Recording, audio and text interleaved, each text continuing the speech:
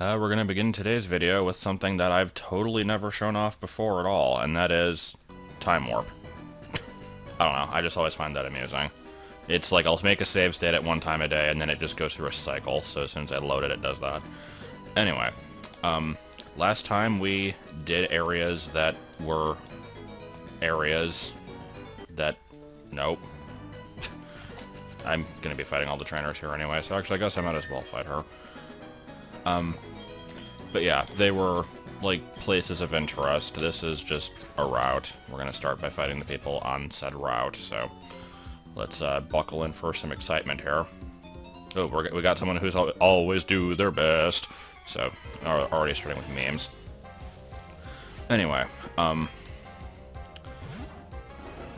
where am I wanting to go with this?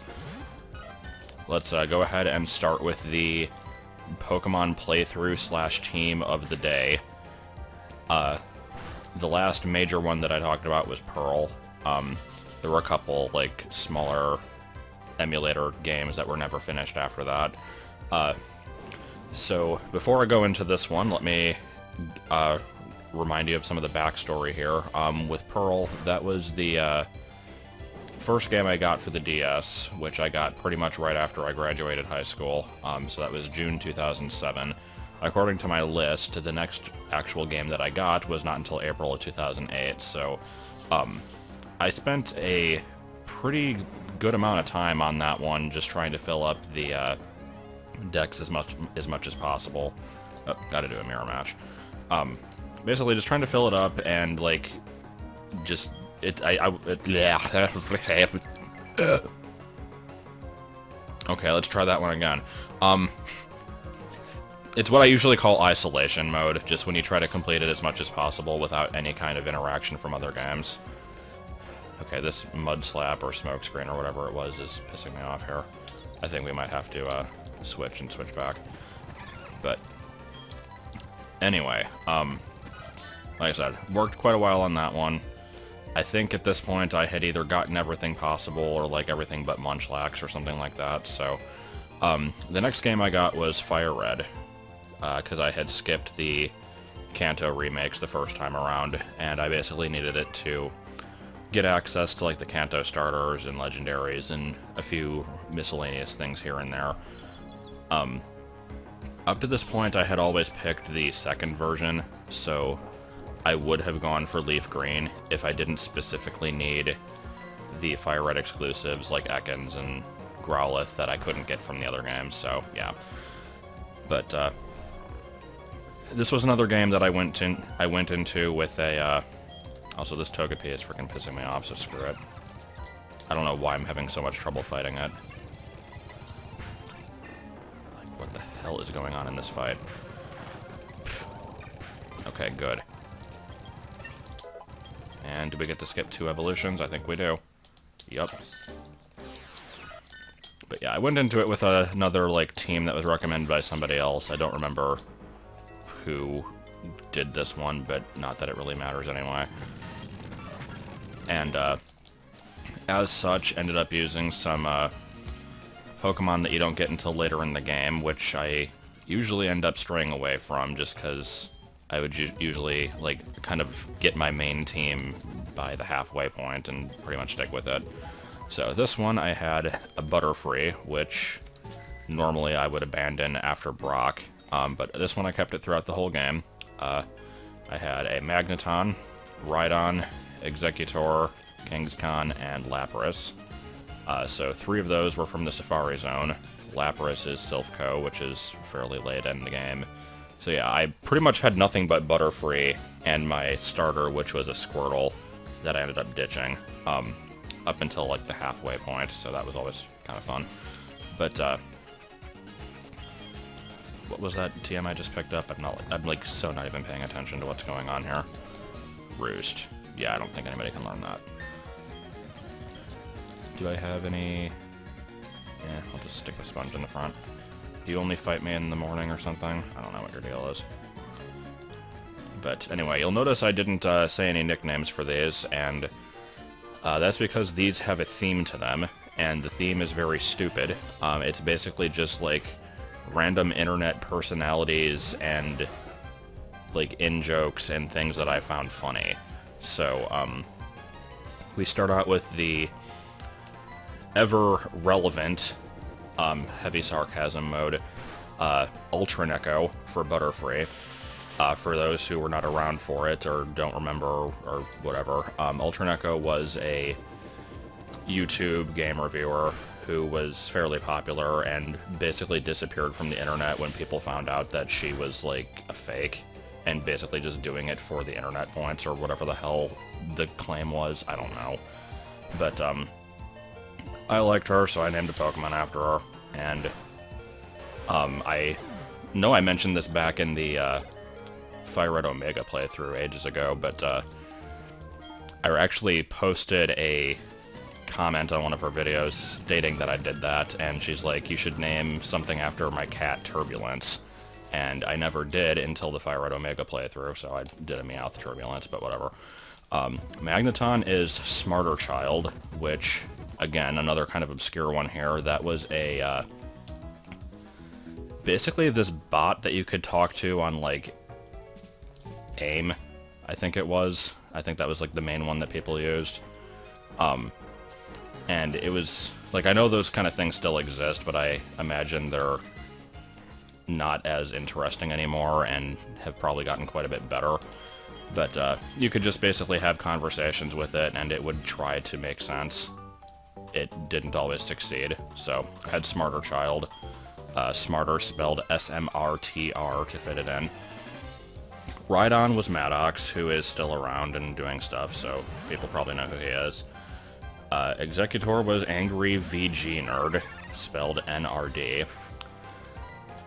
Kangaskhan was Mama Luigi, and Lapras was Ryo Shenron, who I talked about it in great length in the Paper Mario LP. So that was my team for that game. As far as how that one went, it sure was a Kanto remake. It was my first time actually, like, kind of giving a care as I played through it. But, as I remember, basically once I beat the Elite Four and had access to the Sevi Islands, I basically just kind of, like, tried to skip as much of it as possible just to get access to the Pokemon I needed. This was another playthrough where I really did not give a crap about, like, filling the decks and catching everything, because I was already doing that in Pearl at the time, so I just kind of got through it, and I'm like, well, I have access to these areas, let me dodge as many trainers as possible, find, like, Larvitar, Murkrow, crap I need, and that's basically it. So that was my playthrough of that one. I don't know if I ever did actually go around and do all the post-game stuff, because I didn't really see much of a point. But, yeah, I don't think I have much else to say about that game, really. I still am not a huge fan of the Kanto remakes. They're not terrible, but I don't like certain aspects of them, I guess. I think they tried way too hard to be faithful to the originals and kind of, like, lost the ability to do anything interesting as a result of that. I really don't like the way the sound is in those games. Like, the music is really weird. And just minor little complaints here and there. So anyway, are we done with this route? There's the pile of pastries. There's a tree. I think I'm pretty much done with this route after we get attacked by a bird. Oh, no, I didn't fight these people yet. Excellent. Ho ho ho ho! I'll show y'all how tightly I bonded with my daughter. Yeah, we don't need to be making hillbilly jokes here, so I'm not going to, but I'm sure some people have. Oh boy. Incredibly low-level Rapidash. What is this shit? That thing doesn't evolve until level 40.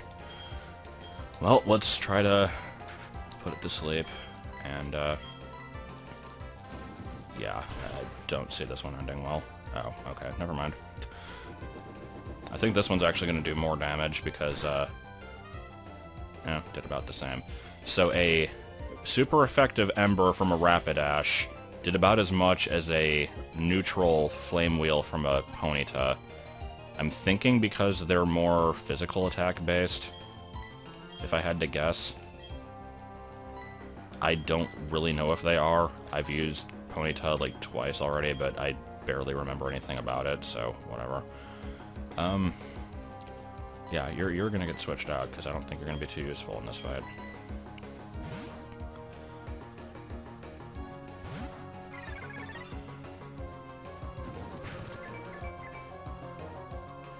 Crush Grip. Okay.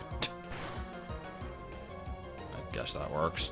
That is Regigigas' move, isn't it? I don't know if it does anything spectacular. I think it's basically the same as, like... I know there's a move called Crush Claw that Zangoose gets. And I think that one just has, like, a high chance of lowering defense or something. I don't know if Crush Grip is the same as that, or if it's similar to Ring Out, which is like, it does more damage the more HP it has left, kind of thing. I don't know. There's a lot of obscure normal moves that I don't remember what they do. Okay, Rapidash is dead. Oh boy, Fire Spin. Fire Spin's one of those moves that I always thought was complete shite, just because it doesn't do as much damage as other fire stuff, like Flamethrower, which it never really was meant to, but I remember it being a pretty high-level move that Charizard would get in Gen 1, and I tried it out and it kind of sucked, but Gen 1 also had the extremely broken, like, multi-turn move mechanics, where you can basically just completely screw over the opponent from doing anything if you outspeed them. So, I don't know. It was useful, but I didn't realize it at the time. Okay, in this cafe here, we have more battles, and we have the ability to buy Moo Moo Milk, which is a good healing item, so I will get some. I feel like I've already bought a dozen. Is this... am I remembering correctly? No, just those, and then... huh, okay.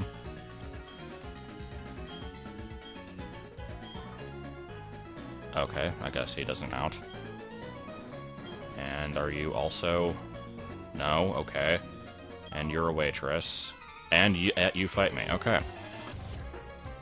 She has 2 Pokeballs on a plate, but only has 1 that she battles with.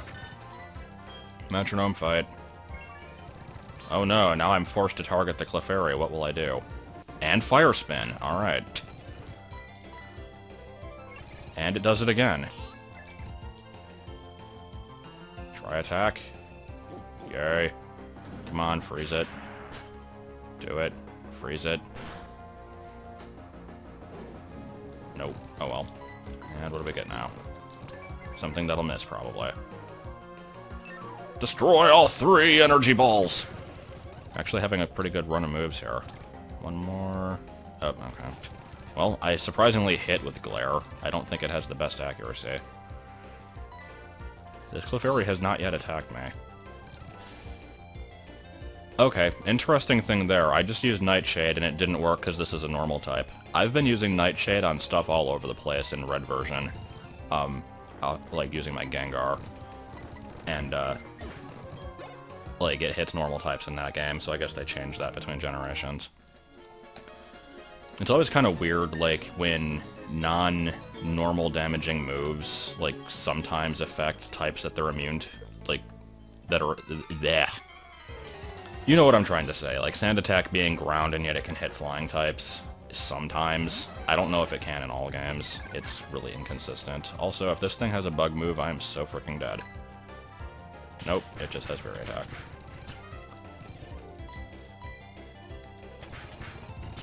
Alright. And how about you? I don't think I've used you yet in this episode. Okay, that's a good way to introduce yourself. Hey Freakazoid, you wanna come to me to the Honey Harvest Festival in Macon? What, are you kidding? Yes, yes! Just immediately disregards what he's been doing and goes and does that. Where the hell did you get this Munchlax? I know that you apparently love honey, but nobody loves honey enough to actually get a Munchlax. You are, like, full of shit there. Alright, let's... let this thing stockpile and spit it up or something so that I can actually do more damage to it. Come on. Come on, do something. Use spit up, or swallow, whichever you want to do. Or recycle, I guess, okay. Or you know what, I'll just get confused. Is it gonna do anything with those stats that it built up? Would it just use lick? Okay, does this thing have any attacking moves other than lick? I don't think it does. Cool.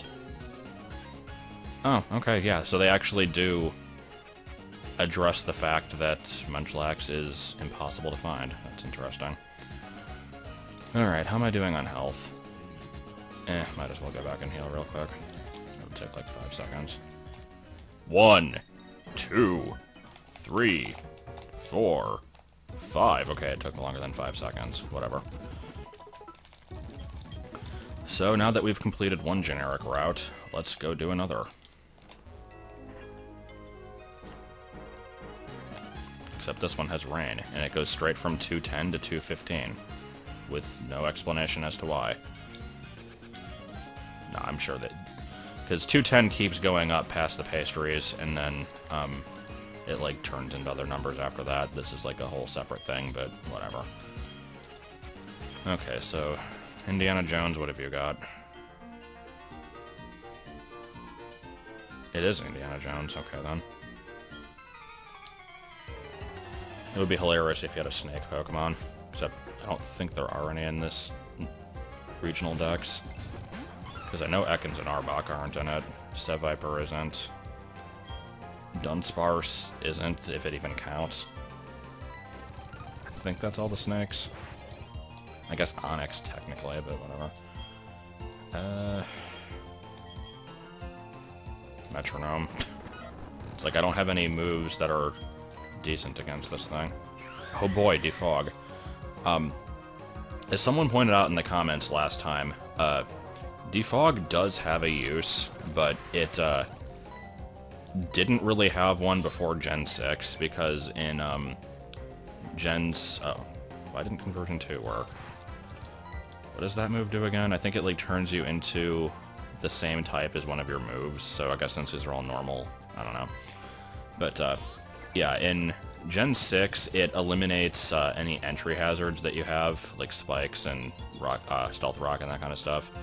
In Gens 4 and 5, it also does that, but it gets rid of them on the opponent's side instead of your own, so it's completely useless. Oh boy, Whirlwind.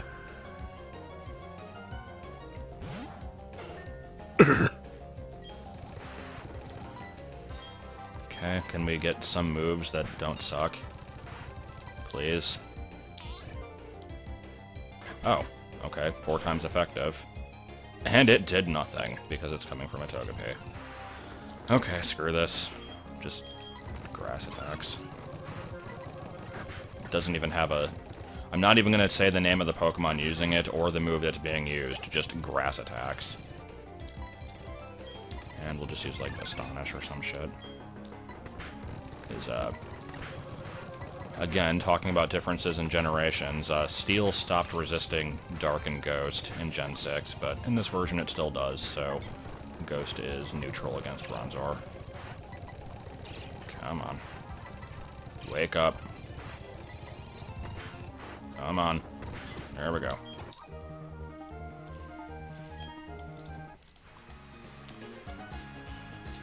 And random conspicuous Pokeball. Just max Ether, okay. Oh, you're a jogger, you don't fight me. Yeah, I think I mentioned before, those guys fight you if it's morning, but I'm not gonna do time-shifting stuff. I don't really see the point. Alright, here. You're a Karate-man, so you probably have fighting types. Or you just give me the payback TM, I guess.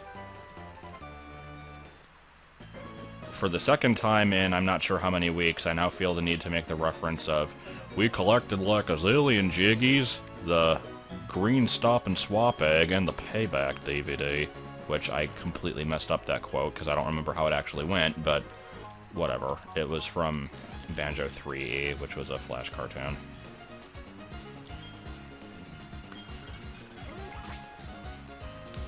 So yeah, can anything actually learn payback? Not that I really want to use it, but... Let's see. No. Okay. Lucky me, then. Here's another Karate Man. You come along with your heart pounding. You think you can win like that? I don't know what that noise was at the end, but it was good. And his name is Gregory, which is a good name for a Karate Man. Some people are squirrel-handed. Gregor is a weird name.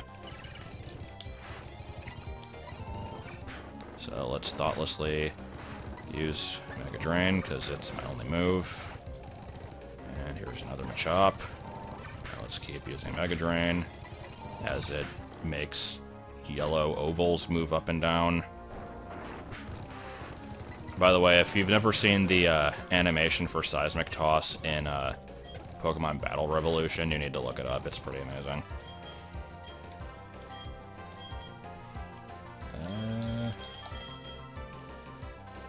Well, both of my level 31s are normal types, so... whatever, just easy win. Again, if I want to be, like, efficient, I'll use stuff that is type effective, but if I want to be the guy... I don't know. Breathed alone before the universe came.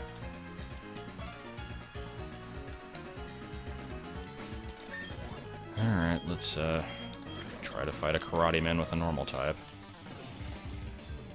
Check the sharpness of my fighting Pokemon's moves, yeah! Okay, and can we get a Psychic attack? Because that would be cool if I did. Nope. Again, could switch to Psychic Poke, but no, not going to. Again, not going to use their actual names or even what species they are, just call them by their types.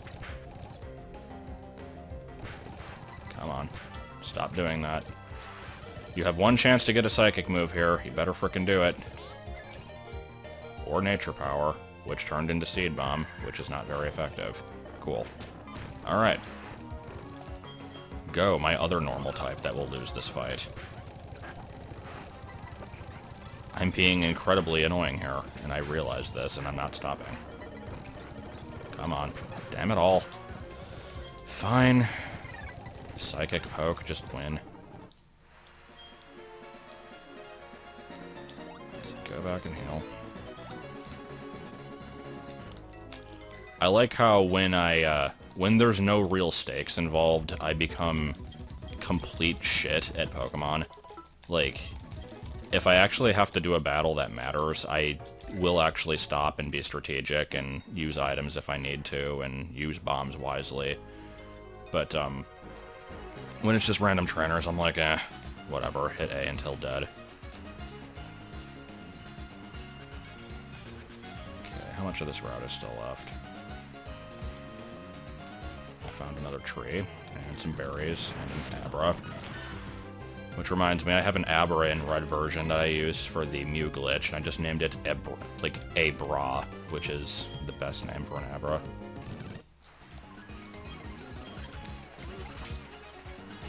Alright, so let's grab some berries that I'm never going to use, because I think these are... Okay, well, peaches actually have a use. The Blackberry, I think, is only for making, like, small cakes. Yeah. And what do we have here? Okay.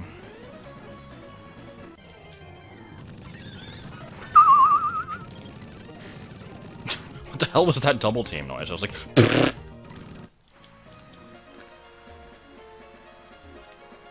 That looks like a tree that has a purpose. Yup, definitely has a purpose.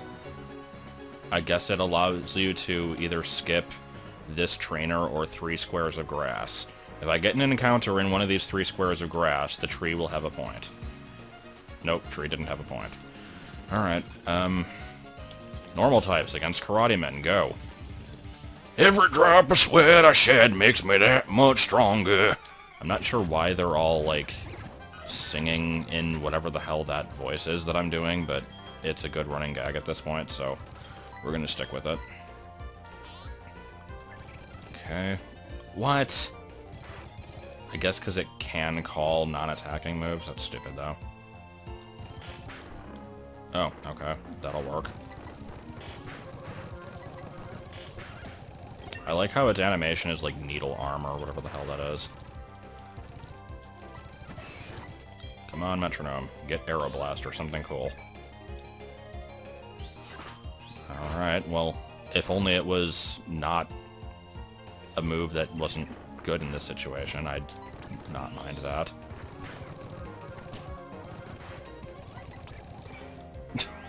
Alrighty. Well, I will accept the poison, and you died anyway, cool. Alright, at this point, I'm basically just wanting to get to the city so that I can struggle to survive, and I can also sell tortillas on the corner. Because I totally haven't made that joke before. I think it's actually been quite a long time since I have, but still. Clearly everything I say must be original, even though I don't think I've ever said anything original in my life. Yeah.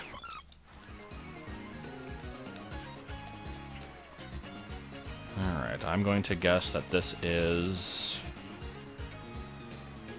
I'm trying to think of something stupid. This is going to be an X Special Defend. Well, I guess we'll find out after this intermission. No. Come on, just let me get away. Well, it was a stat-up move, but not the same category that I was thinking, so, okay. Stat-up move that... Oh, hello, Beru Beruto. No, I don't know what Lickitungue's Japanese name. I think Beru Beruto is Licky Licky. But anyway. Not something that I particularly want to catch, so we're going to ignore it. Shockwave. Now, that would be a cool move if something can learn it. I'm guessing they probably can't. Oh, actually, several of them can. That is... not bad. It would be nice to teach a move that isn't fricking Magical Leaf to Caroline. I'm trying to think... because there are two electric baby Pokemon, and I'm going to be using at least one of them later, and they'll be getting their own electric moves and don't need Shockwave.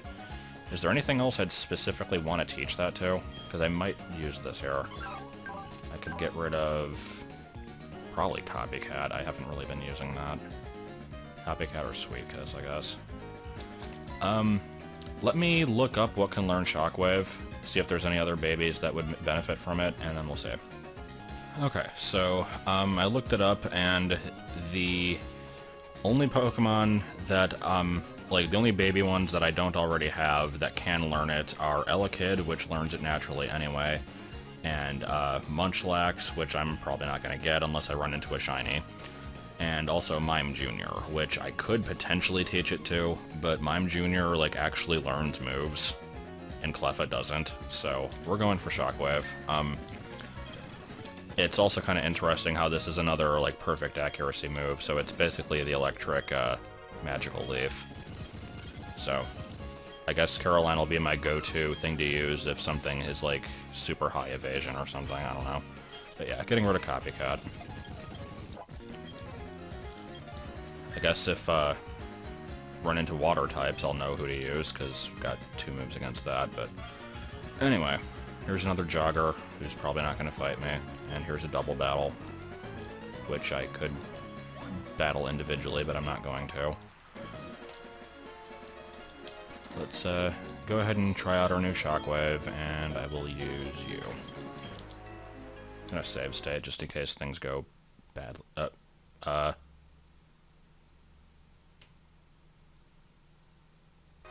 There, okay. Like, what the hell happened there? I'm like, game, are you seriously gonna freeze up when I try to save state? Because I don't really appreciate that. Anyway. Yeah, fighting! Okay. And Ace Drainers. This one actually could be difficult. Okay. Well, good to see that Shockwave is going to be completely useless here. Like, I could damage the Roselia with it. Actually, to be fair, it's going to be more effective than Magical Leaf would, but whatever. Sing. I'm going to consider you to be the bigger the threat for the moment. Oh, you know what? Screw it. Sing, Gligar, Confusion you. Okay, there it goes. Yay, a move that actually hits. Funny how I have the two perfect accuracy moves, and then I have Sing, which is like 55. Okay, let's try out Shockwave. And get rid of you. That did more damage than I thought it would, actually. You think your double team is going to be effective, but guess what? But guess what, Bastard? Trying to remember, is Bastard from the well-known, like, breakup letter from a real person, or is it from one of the obscure ones? Because there's this one that I remember listening to that was really funny that involved, like, a girl named Ginnel, and I don't think I've ever seen it again after the first time, but I always remember that one. And I just remember, like... Yeah, I think Bastard is from the same one as, You accidentally say you hugged me. Which is always one of my favorite lines. I bet there's a lot of people who have no idea what I'm talking about, but that's nothing unusual for me, so... Let's, keep on going here. Actually use a healing item for once. I know, it's not common, but it can happen. And die anyway, alright.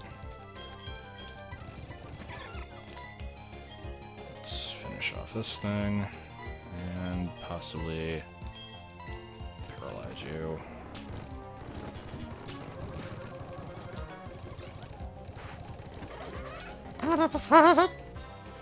Again, good thing I have effective moves against this.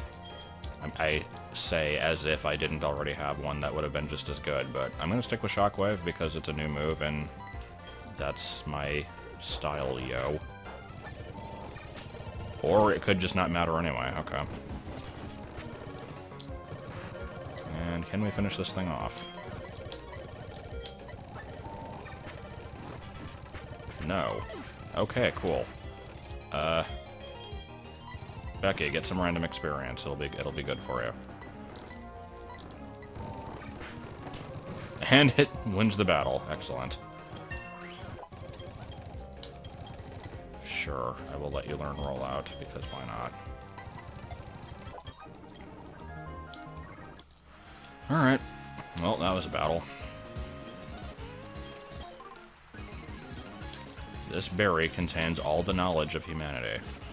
And this one is just almost the Japanese name for Stunfisk, but not quite. Alright, well, that's it for this route. And here we are heading into Veilstone, which I will explore next time, because I'm already at the 30-minute mark, so... Let's hopefully not get attacked as soon as we enter. Luckily, no? Okay. Why are there balloons on that roof? Okay, then.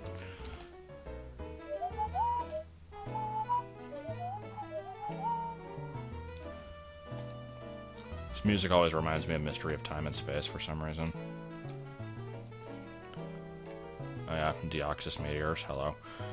Where's the Poké Center? Is that... Okay. Poké Center is good. Oh, is she now?